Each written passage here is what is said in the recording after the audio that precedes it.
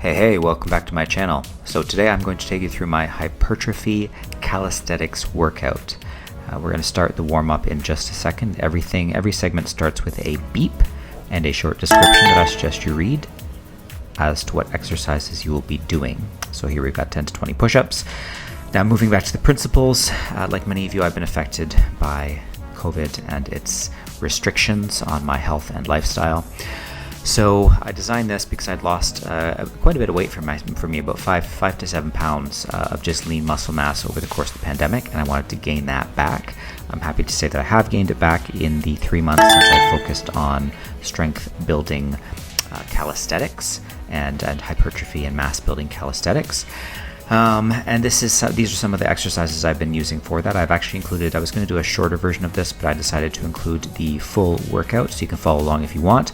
Now, obviously, because I'm not training you and I'm not able to gauge your specific limits and 1 rep max and whatnot, I've just given kind of a ballpark figure to aim for. The number of sets are listed for each exercise where appropriate. And the relative intensity is just until you can no longer do a rep in perfect form. Perfect form means that you are shaking or stumbling or unable to complete a rep in a nice, clean, controlled manner. It does not mean you are catastrophically failing and unable to move. All right, so let's get back to the warm-up. We're going to finish this off. I'm going to start off each section as well of the more complex or just the larger sections, not the warm-up, with just some description and some coaching to help you if you need that. And otherwise, just reach out to me in the comments and I'll be happy to share my thoughts and tips with you there. I guess the only other thing I can mention is that I am currently on this is a 5-day workout. I am switching between upper body, lower body, core, and 2 active rest days, and then upper body, lower body, core, 2 active rest days, and then 2 large muscle movement, just large circuit training days. All the same kind of principles, very, very heavy sets to start, large muscle movements to start, and then working towards smaller stuff with some explosive and or plyometric stuff at the end. So that's what we're going to see today. So we're just about to finish the warm-up, and then we're going to get started with some wide grip chin-ups.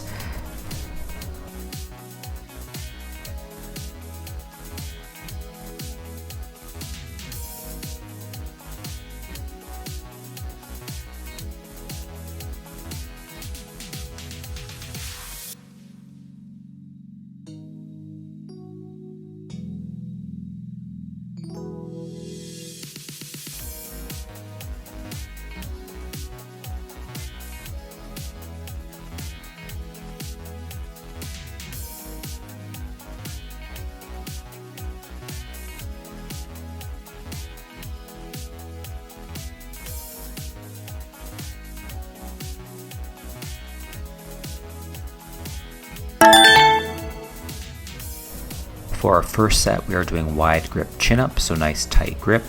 Pinch the scapula, so shoulder blades should be down and back before you even start.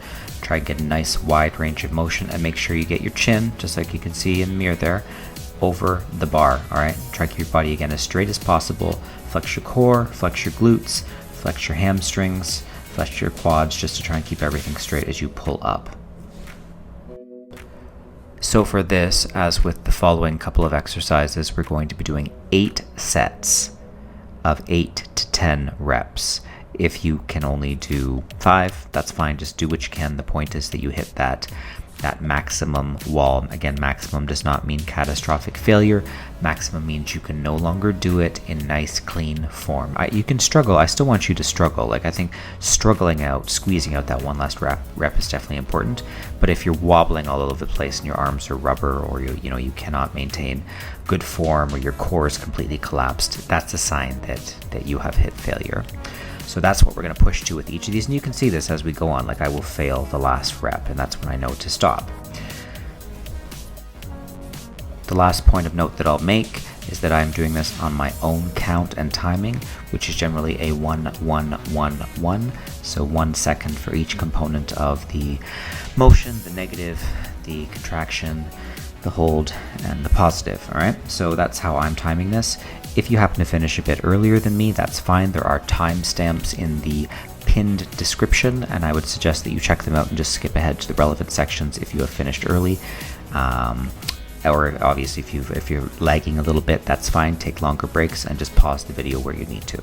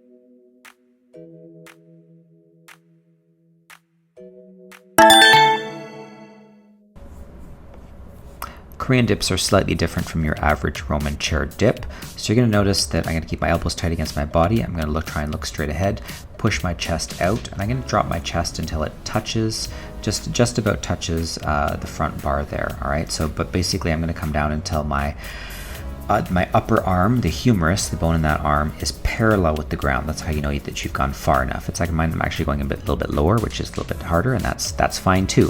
Allow the feet to come back so that you can get a bit more depth without obviously bouncing your feet off the floor. 8 to 10 reps here if you can, and we're going to do this again 8 times. I'll see you at the next exercise.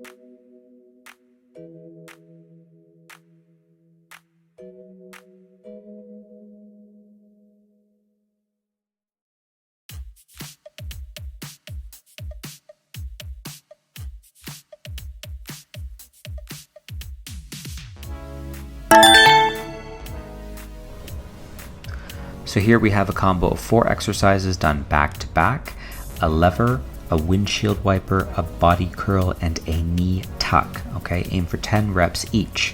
For the lever, you're going to hinge yourself at the elbows and the shoulders. Try not to move any other part of your body. Point your toes towards the wall to extend the torso and lengthen the body and help with the movement.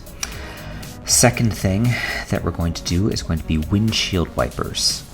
Okay, we're going to go into them in a second, but I'll start with the description now.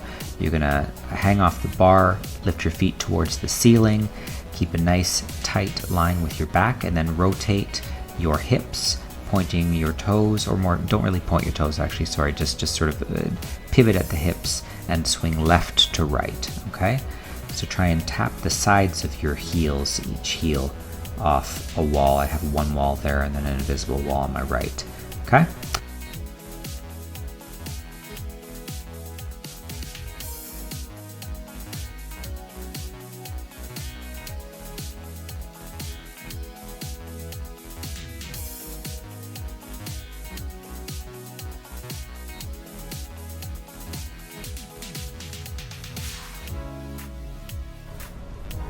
Next up, we have an abdominal curl. You're going to hang off the bar. You're going to bring your knees up and over your head and try and tap your toes off the wall, then return to the starting position. This is for 10 reps.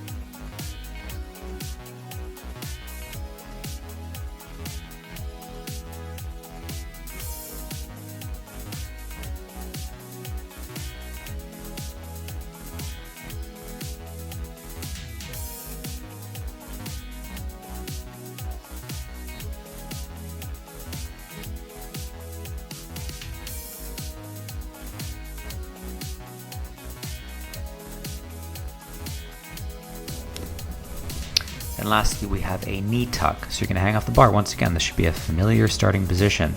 Try and bring your knees in towards your chin or chest, and then return to the starting position. Nice and slow and controlled.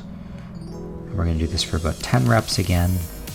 And then once this is finished, this sequence, we're going to take a break, and we're going to repeat the entire sequence of 4 exercises for a total of 8 sets.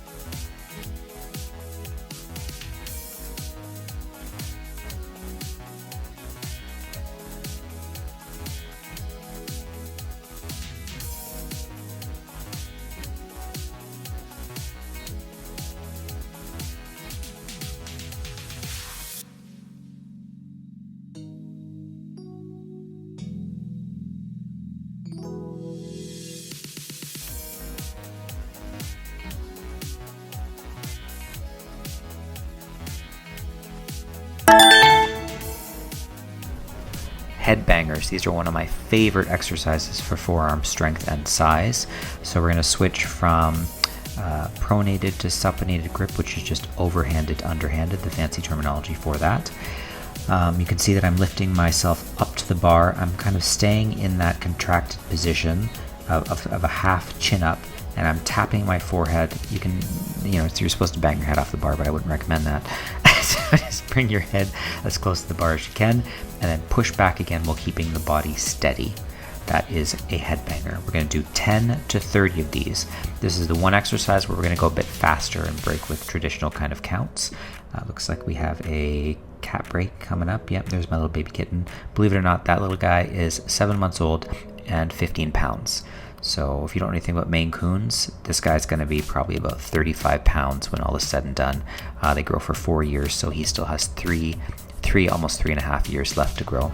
Anyways, back to it. This is going to be the supinated grip, so the underhanded grip. So again, we're pulling up, tapping our forehead to the bar, and pushing back again, trying to keep the body as steady as possible. Squeeze the core, squeeze the glutes, keep everything nice and straight.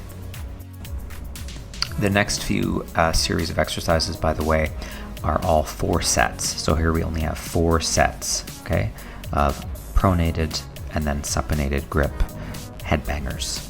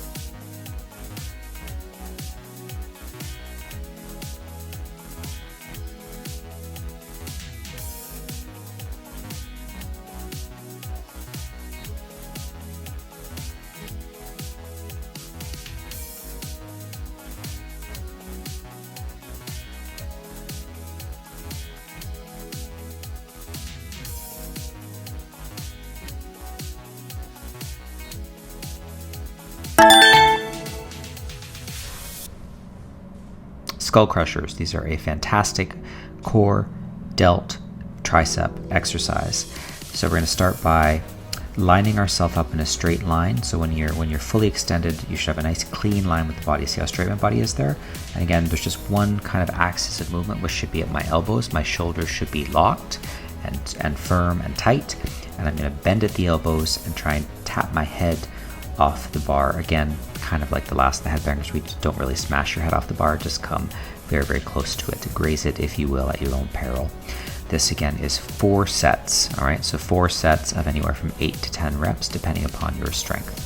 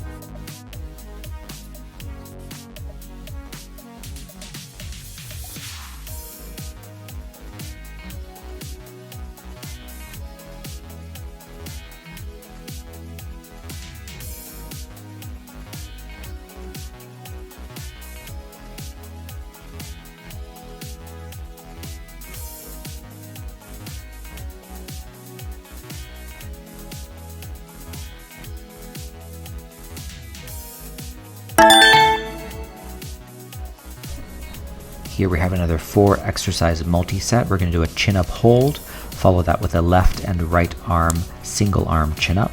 Then we're going to do another chin-up hold, then we're going to do a chin-up pump. These are somewhat self-explanatory, so obviously the chin-up hold, you're going to go to a nice L position like I am there, as if you're in a half chin-up and you're just going to hold it, all right? Nice tight line with the body. Going to go for about 20 to 30 seconds with this, and then we're going to stop. For the single arm chin-ups, you're going to grip the middle of the bar. This is very important. Don't grip too far to the side, because if it's just a standard kind of apartment unit, you may actually tip it. So grip the middle of the bar. If you need a bit of support, which is just helpful to stop your body from swaying, grip opposite hand to opposite wrist, and pull up, with the active arm. That should prevent a great deal of swaying. Then we're going to do another chin-up hold. And we're going to follow with a chin-up pump, where you go to the contraction point of the chin-up and then bring your chin up over the bring your head up over the bar, and then drop down to the contraction point again. Any questions on these? It's mostly the second exercise and the fourth that can be a bit tricky. Just hit me up in the comments and I'll explain them a bit more for you.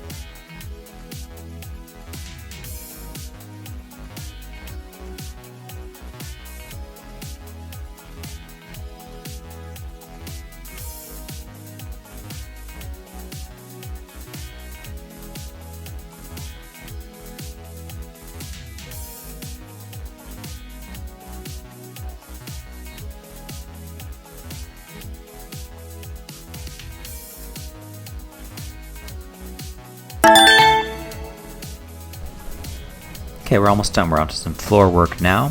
So I've moved the camera. We're going to be doing some push-ups with a clap, so some plyo push-ups. I'm lifting my feet here. You don't have to lift my feet. You don't even necessarily have to clap. You can actually come up to your fingertips if you don't have the strength to lift either the front or back or both at the same time. So I'm doing a full clap here, and it's going to be 8 to 10 reps. And we're going to do 4 sets of this, and then we're going to move on to our final exercise, which is a very long, intense plank.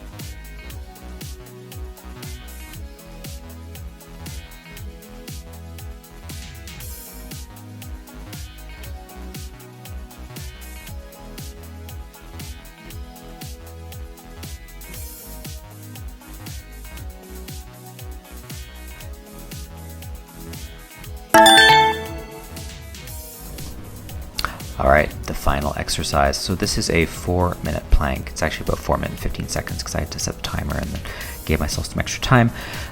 Point is, 4 minutes is a very, very, very long time. You may not realize it. About only like 20 seconds has passed since I started if you're already in position and doing this, which you should be. So the goal with this is just sheer endurance, all right? So keep your core tight, squeeze your glutes, squeeze your quads, squeeze your hamstrings, keep your anterior delts flexed, your posterior delts contracted. You want to keep everything tight and try and redistribute as much of that force as possible, just so that it's not just your abdomen and hips that are taking on the brunt of that. Here you can see if you start to get tired or you just need to sort of redistribute the force a little bit, you can go from elbows to hands. I am not breaking the plank, however, I am not dropping my knees. If you need to drop your knees for a second, that's fine. Drop them, get back into it. Just push for endurance. Push, push, push, push, push. I cannot stress this enough. So if you want to get the best benefits of a plank, you generally have to do them for a long period of time. So just doing like a 30-second plank, I mean, that's fine, and that's a good place to start. But that is not going to really work the transverse abdominals, which is that girdle that keeps everything nice and tight.